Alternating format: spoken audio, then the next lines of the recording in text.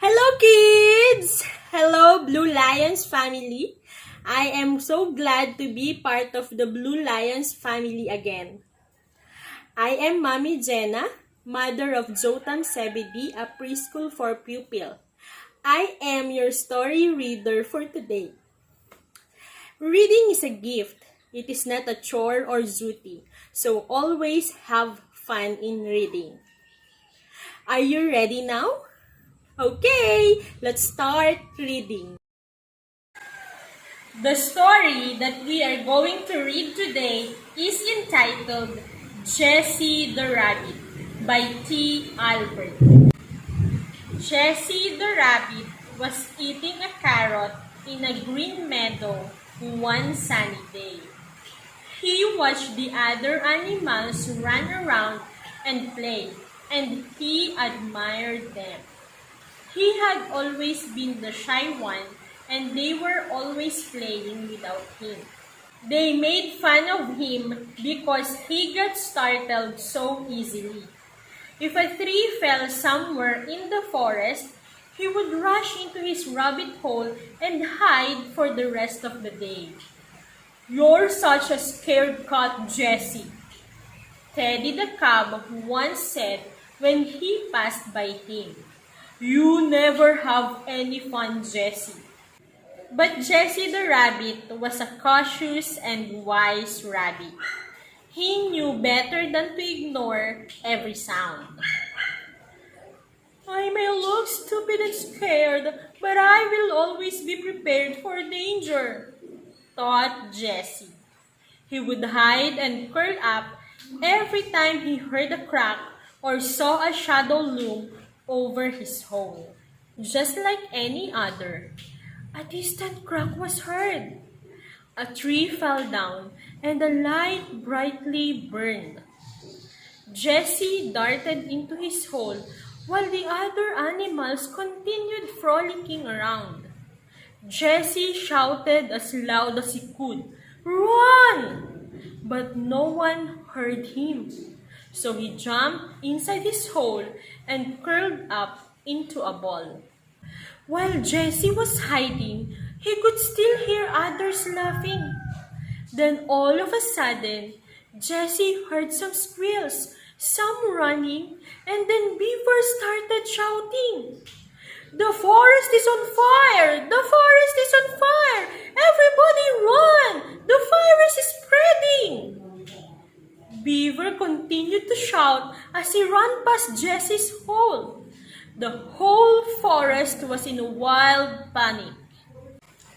Trampling everything, the animals ran away, leaving behind a cloud of dust and the forest on fire.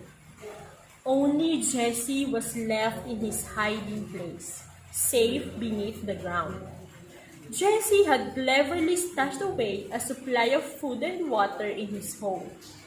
He knew that one day danger would come, and he wanted to be prepared. He was relieved to know he had enough supplies to last until the fire was over. In the distance, Jessie could hear a loud squeal. "Help! Someone help me, please!" Jessie did not want to come out of his hole, as he knew that the fire was spreading. But then, he heard the squeal a second and third time. Jessie couldn't just hide in his hole while someone was out there on his own. Jessie slowly raised his head from his hole. He could see the flaming trees all around. He heard another squeal and turned his head to see Teddy the cub lying down with his leg caught beneath a thick fallen branch. The ground around him was burning and the fire was getting closer. Jessie was very scared, but he couldn't just leave Teddy there. Huffing and puffing, he rushed with incredible speed towards Teddy. "Jessie, please, you need to find a way to get this thing off," said Teddy. Jessie started running around, looking for a way to help. Jessie saw that the other side of the branch had started to burn and was becoming thinner. Jessie had an idea and he darted down into his home. He grabbed some of the nut casings that he had stored the water in and ran back towards Ted. He rushed towards the branch and poured the water on the branch.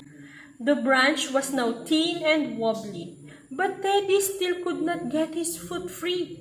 So Jessie gathered all his strength and in a single dash smashed his body against it. A crack was heard and the branch broke into half, freeing Teddy.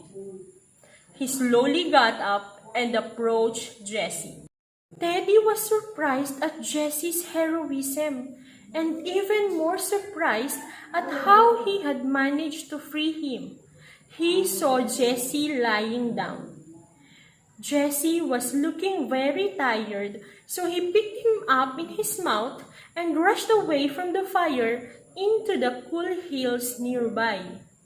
A few days later, all the animals had settled into a new place in the woods, where the fire hadn't reached.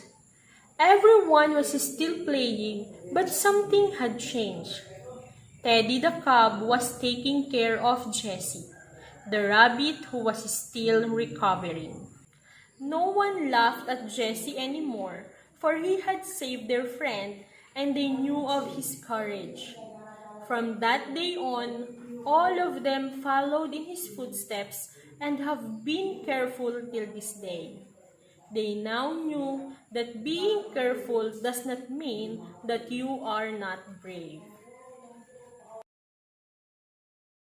Thank you so much for reading with me. Make reading a habit and you'll definitely love reading. Goodbye everyone. Keep safe and be well always. God bless you all.